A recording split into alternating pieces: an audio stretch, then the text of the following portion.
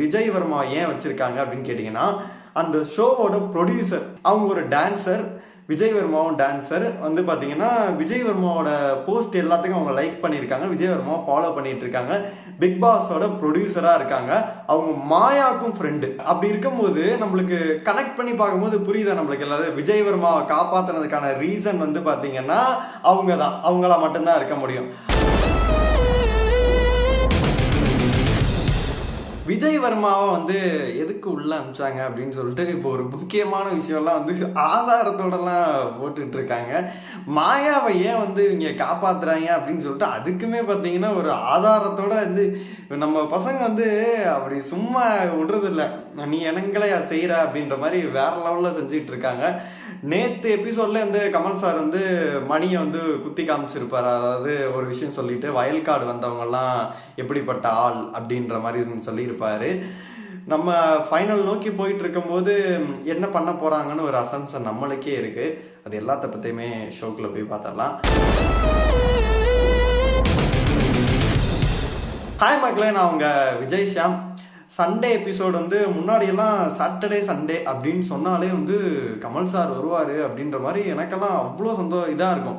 ஐயோ இன்னைக்கு என்ன கேட்க போறாரு, என்ன கேள்வி கேட்க போறாரு, தாறுமாறு தக்காளி சோறா இருக்குமேடா அப்படின்னு சொல்லிட்டு நான்லாம் ஈகராக வெயிட் பண்ணிட்டு இருப்பேன். அந்த ஃபர்ஸ்ட் ப்ரோமோ வரதுலேருந்து அவ்வளோ ஈகராக வெயிட் பண்ணிட்டு இருப்பேன்.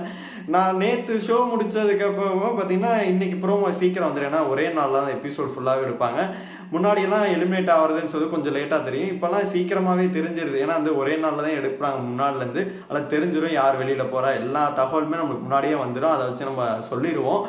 இருந்தாலுமே வந்து இப்போல்லாம் வந்து ரொம்ப அப்டேட்டடாக நிறைய விஷயங்கள் வந்து ஒரு விஷயம் அவங்க பேசினாவே அதுக்கு வந்து வேற லெவலில் இங்கே பூம் ஆகிற மாதிரி நிறைய விஷயங்கள் வந்துடுது அப்படின்னு தான் சொன்னோம். என்ன விஷயம் அப்படின்னு சொல்லிட்டு ஒன் பை ஒன்னாவே பார்த்துருவோம். கமல் சார் அவர்கள் இந்த எபிசோடுக்கு வரமாட்டாரு அப்படின்ற மாதிரி ஒரு ரூமர்லாம் போயிட்டு இருந்துச்சு. அவர்லாம் போயிடுவாரு. என்ன ஒரு ரீசன் அப்படிங்கிறனா இது நான் கண்ணெதிர இதை நான் பார்க்கல. நான் ஒரு அசம்ஷன்னால தான் சொல்கிறேன். சில விஷயங்களை கேட்டதை வச்சு தான் சொல்கிறேன். சமூக வலைதளங்கள் ஃபுல்லாக பார்த்ததை வச்சு தான் சொல்கிறேன். என்ன அப்படின்னு கேட்டிங்கன்னா, மாயாவை வந்து அவர் காப்பாற்றணும் அப்படின்றது வந்து ஒரு குறிக்கோளாக இருந்தார் அப்படின்னு. அது நம்மளுக்கே தான் தெரியுமேடா, அதில் என்னடா புதுசு அப்படின்னு கேட்டிங்கன்னா, மாயா வந்து இருக்கணும் இந்த ஷோவில், அதனால வந்து நீங்கள் என்ன வேணால் பண்ணிக்கோங்க அப்படின்ற மாதிரி சொல்லி மாயாவை தக்க வைக்கணும்னா என்ன அடுத்து என்ன பண்ணணும் அப்படின்னு சொல்லிட்டு யோசிச்சிருக்காங்க. மாயாவுக்கு மேலே இருக்கிறது யார் அப்படின்னு கேட்டிங்கன்னா விஜய் வர்மா பற்றி நான் தனியாக வரேன்.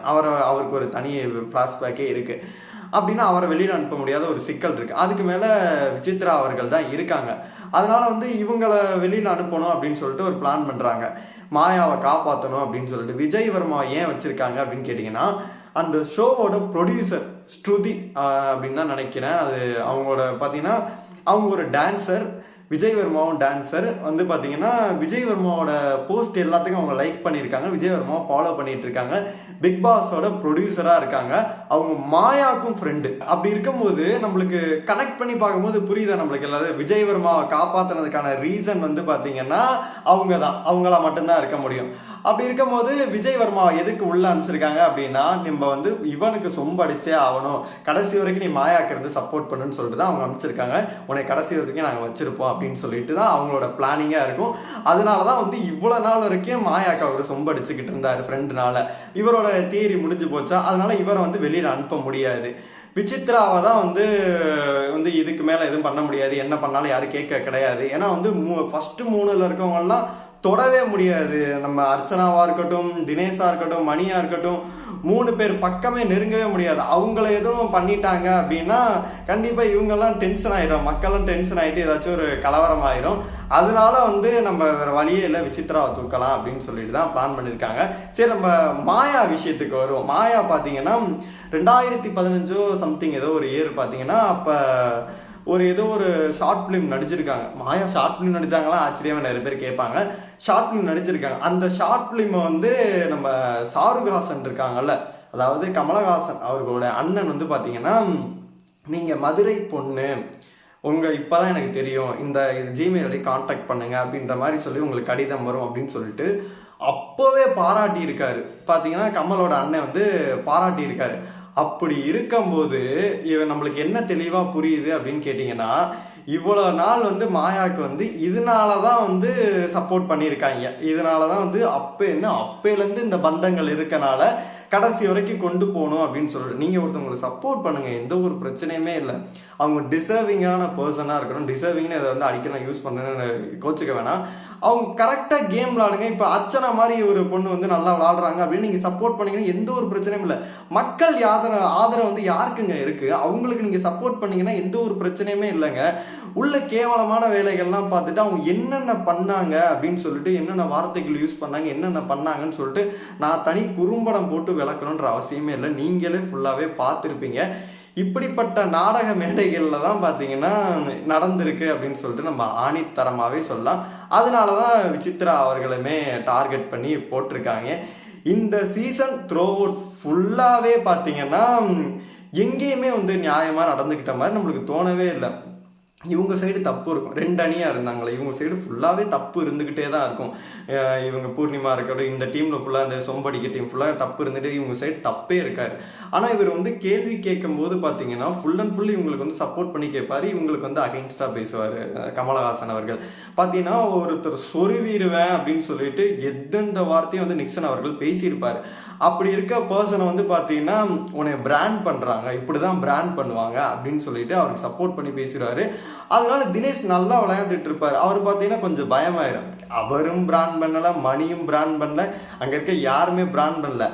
இவர் தான் வந்து ஃபர்ஸ்ட் எபிசோட்ல வந்து உனக்கும் தொத்து வியாதியா அப்படின்ற மாதிரி இவர் தான் பிராண்ட் பண்ணியிருப்பாரு. இவர் பண்ணா நாயம், நம்ம பண்ணா தக்காளி சட்னியா அப்படின்ற மாதிரி தான் நம்மளுக்கு ஃபுல் அண்ட் ஃபுல் தோணுது. என்னமோ போங்க, நம்ம டெய்லியுமே உட்காந்து குமுறிக்கிட்டு கத்திக்கிட்டு இது பண்ணிக்கிட்டு இருக்கோம். இந்த சீசனே முடிஞ்சு போச்சு. இதுக்கப்புறமேட்டு குமுறுனா என்ன, கத்துனா என்ன பண்ணா என்ன, அவங்களோட போக்கில் வந்து மாயாவை டைட்டில் கூட கொடுப்பாங்க.